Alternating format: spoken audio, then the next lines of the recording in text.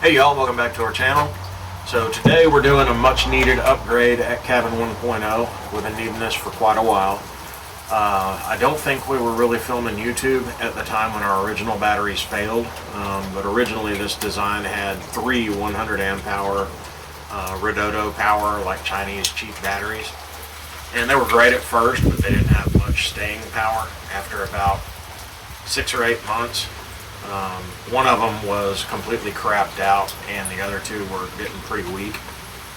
Redodo actually discontinued those batteries and gave us our money back. So we used that money to buy two EG4 LLs, which were also 100 amp hour batteries. We really wanted three, but we didn't have the money for three, so we settled for two. And it's never been enough. On these long winter nights, we just didn't have enough capacity, particularly if it was cold and we were running heat pretty hard. It just didn't last. So we're upgrading to the Midnite Solar MNPowerFlo16. It's 16 amp hours, 314 I believe. Yeah, I believe that's what it is, 314 amp hours. So it's essentially a little more than three of the batteries that we traditionally use, the rack mount 100 amp hour batteries. This one is completely designed and constructed in the United States. It's a US company, which is pretty cool, keeping the money close to home. And also their customer service is in the United States and speaks legible English, which is pretty important these days and pretty hard to come by. This one is a wall mount. It comes with some brackets. You mount the brackets first and then you hoist this 347 pound battery up and hang it on the brackets, which is a whole lot better than having to hold it up the whole time you're attaching the brackets, but it's still going to be heavy as shit. So we're going to unbox this thing, see what everything looks like, and then we're going to get it installed and we'll take you along with us. Let's get into it. So in the box, we've got two COM cables. Presumably one of them is if you were going to have more than one of these batteries to connect them together. We've got one that goes to the inverter, and for those of you who are going to buy one of these and need to know what protocol to use, this uses the pylon protocol, which pretty much every inverter speaks nowadays. On our 6000 XP, it's battery type number 2, and it has not only a completely self-contained BMS with communication, it's self-heating. I believe 35 degrees the self-heating comes on to keep it warm enough to charge without damaging it. Another really cool thing about it is that it's completely waterproof. It's IP65, I believe. So we're actually going to mount this on the back of the cabin outside. So we've got those. We've got a grounding cable, an inspection report, user manual. Probably won't need that. We've got some extra Cat 5s that are ready to be punched down. I don't have the tool and hopefully won't need to do it. It actually comes with ring terminals that you can crimp onto your battery cables, and some anchors for like concrete or block wall. And then we've got our wall brackets. We may need to look at the instructions to make sure we get those right side up, because as you can see, the two sides are different.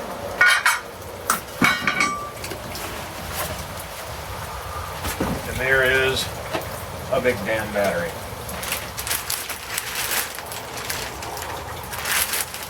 And I think it's easier to tear the box off of it than to pull it out of the box. It is all there, and now it's on my toe. The structure of this building is like a metal building, even though it's got wood siding on it.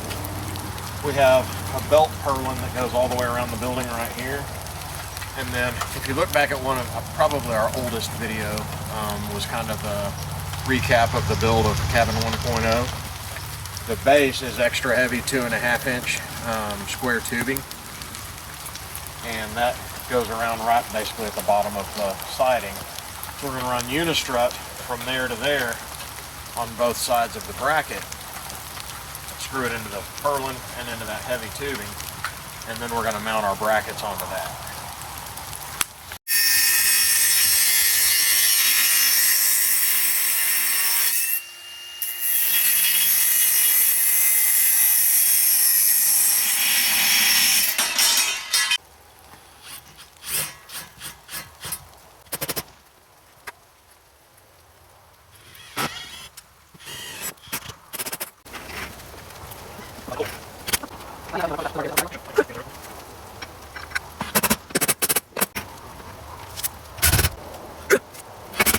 Okay, we gotta get the tractor and hoist that heavy son of a bitch into place.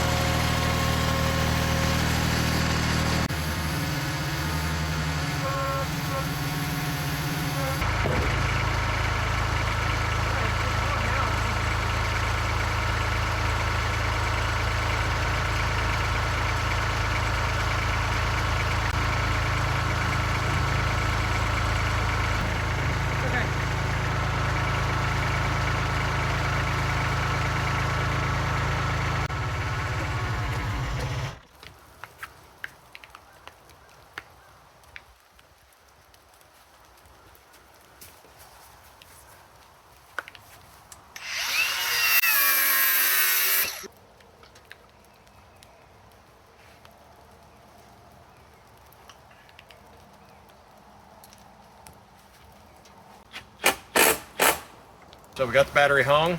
It was somewhat treacherous, not as bad as we expected. We're running cables right now. Obviously we're gonna need a fitting right there, but we'll get that and pop them off, put the fitting in place and redo it later. This whole top cavity is I said IP65, it's actually IP68. So it can be 3 feet underwater for, I believe, an hour. So no worries there. But just for the sake of appearance, I am gonna put the right fitting on that later. Right now, we're going to need that grinder over there. Put the other cable end on, hook it up, hook the comms up, and see if it talks. Thank you, baby.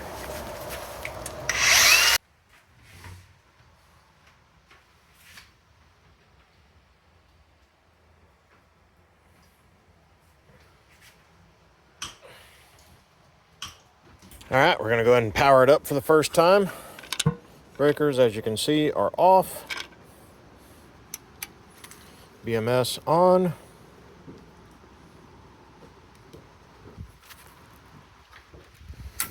Breakers on. Kind of hard to see the run lights. I actually didn't know I had turned it on the first time because I couldn't see the lights.